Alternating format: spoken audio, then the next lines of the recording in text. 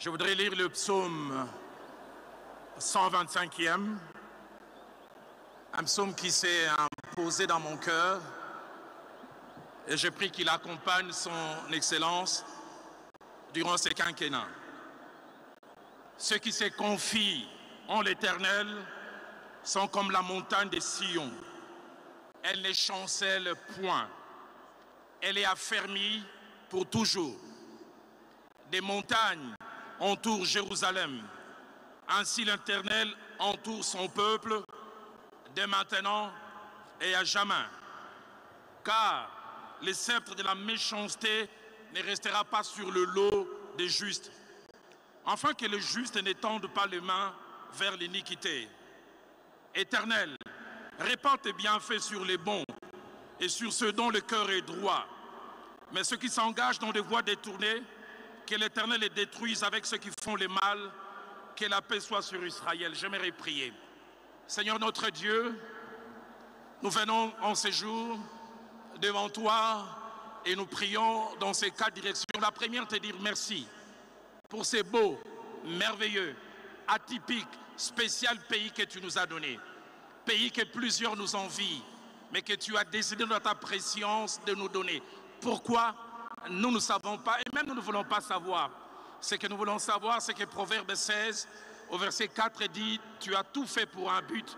Et nous croyons que tu nous as donné ce pays pour un but, avec sa superficie, avec son sol, son sous-sol, avec sa flore, avec sa faune, avec le merveilleux peuple que nous sommes. La deuxième prière que je fais, c'est de te bénir pour la cérémonie d'aujourd'hui, qui est à la fois un aboutissement, mais aussi un début. Aboutissement d'un processus qui a été laborieux, mais processus au cours duquel tu nous as soutenus. Comment ne pas te dire merci? Mais aussi début d'une ère que nous croyons meilleure. Il y a 64 ans, nos pères ont chanté cet hymne national dont une portion est presque comme à la fois une prophétie, mais aussi un souhait venant du cœur. Ils ont dit, nous bâtirons un pays plus beau qu'avant. Papa, permets que ces quinquennats puissent faire passer cette parole d'un vœu pieux, d'un souhait en une réalité, et que le Congo devienne réellement plus beau qu'avant. Notre troisième prière, nous te recommandons celui que tu as choisi, les premiers d'entre nous. Donne-lui la bonne santé et la force, car dans la mesure où il sera en bonne santé qu'il pourra nous servir et servir cette nation. Nous te prions de les remplir d'intelligence, de sagesse, la sagesse que tu as donnée à Salomon.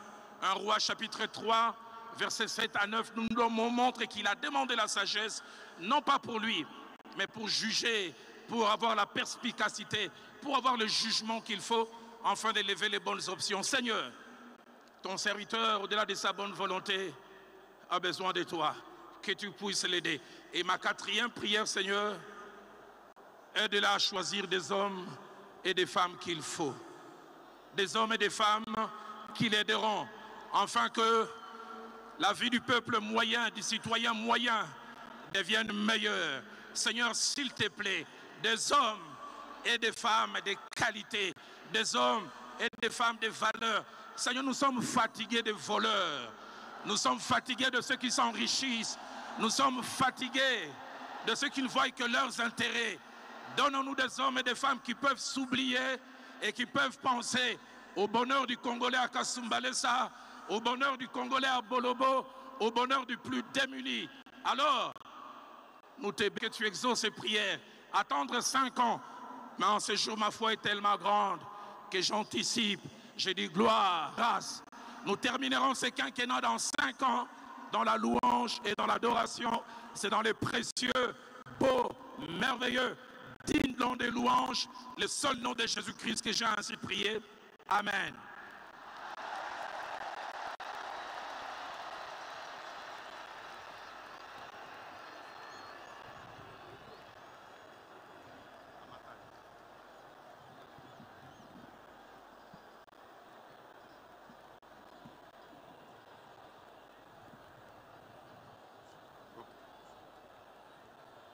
Mesdames et messieurs, Dieu a donné à l'homme le pouvoir. Il a dit, ce que vous lierez sur la terre sera lié dans les cieux. Aujourd'hui, le 20 janvier, nous retournons au 20 décembre. Il y avait un candidat numéro 20.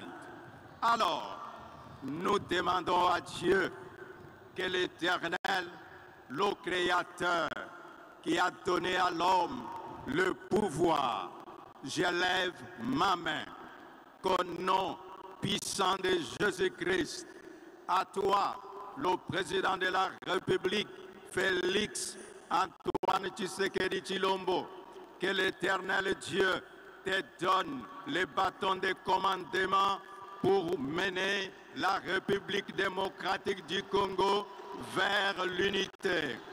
Je prie qu'au nom de Jésus-Christ, que tous les ennemis de la République démocratique du Congo échouent dans leur stratégie et que l'Éternel Dieu qui nous a donné la victoire le 20 décembre pour être aujourd'hui au 20 janvier, qu'il continue de vous conduire, de nous mener de victoire en victoire pour un Congo uni, pour un Congo qui est loin du tribalisme, pour un Congo capable de faire le leadership en Afrique et dans le monde.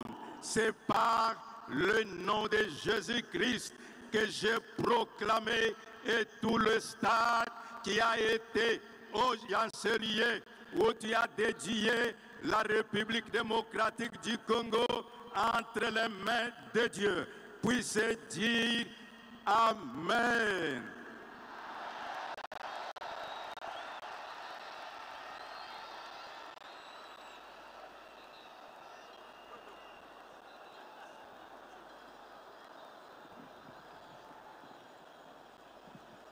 بسم الله الرحمن الرحيم الحمد لله رب العالمين والصلاة والسلام على رسول الله سيدنا محمد. Au nom de Dieu, les tout-puissants, les miséricordieux, que la paix du Très-Haut soit accordée tout en chacun de nous. À toi, Père céleste, soit rendue gloire, louange et adoration pour ta magnificence, ta bonté et ton amour pour le monde que tu as créé par ta suprême puissance. C'est toi que nous adorons et implorons la grâce. C'est toi qui nous guides dans ton droit chemin, loin de ta colère ainsi que loin des égarés de la terre. La République démocratique du Congo, notre cher et beau pays, terre que tu as donnée à ton peuple, peuple congolais, regorge des richesses inouïes du sol et du sous-sol, jamais comparables ailleurs.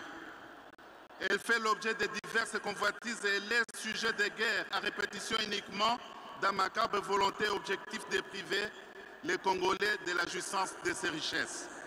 À l'occasion de la cérémonie de la réduction de notre cher président de la République, son Excellence Félix Antoine Tshisekedi